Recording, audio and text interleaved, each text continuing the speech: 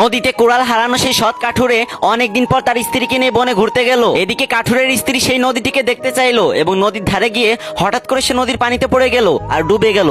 এদিকে কাঠুরেও কান্না শুরু করলো। তার কান্না শুনে আবারও জলপরি উঠে এলো এবং পানি থেকে অতি রূপবতী রাজকন্যার মতো সুন্দরী একটা মেয়েকে তুলে বলল, এটাই কি তোমার স্ত্রী? তখন কাঠুরে বলল, হ্যাঁ এটাই আমার স্ত্রী। তখন জলপরি বলল, ভালো করে দেখে তারপর বলো। এবারও কাঠুরে বলল, আর দেখতে হবে না, এইটাই আমার স্ত্রী। তখন জলপরি বলল, আগের বার তোমার সততা দেখে আমি মুগ্ধ হয়েছিলাম, কিন্তু এবার তুমি এটা কি করলে?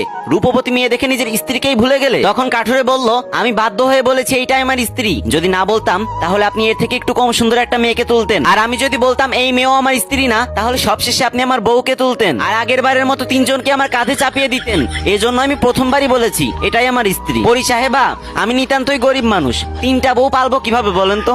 একটা বউকেই সামলাইতে পারি না, সবসময় শুধু মারতে আসে। সেখানে তিনটা বউ হলে তো আমাকে কচু গাছের সাথে গলায় দড়ি দিয়ে মরতে হবে। এই কথা শুনে এবারও জলপরি কাঠুরের সততায় মুগ্ধ হলো এবং কাঠুরকে বলল, আই লাভ ইউ, আমি আপনাকে বিয়ে করতে চাই। ভাই, আপনি যে মন খুলে হাসতেছেন, এই ভিডিওটা বানাইতে আমার প্রচুর পরিশ্রম হয়েছে। যদি হাতে কয়েক সেকেন্ড সময় থাকে তাহলে এই ভিডিওটাতে কয়েকবার কপি লিংক করে একটা কমেন্ট করে যান। কথা দিচ্ছি এরপর থেকে আরো ভালো ভালো ভিডিও আপনাদের মাঝে নিয়ে আসবো ইনশাআল্লাহ।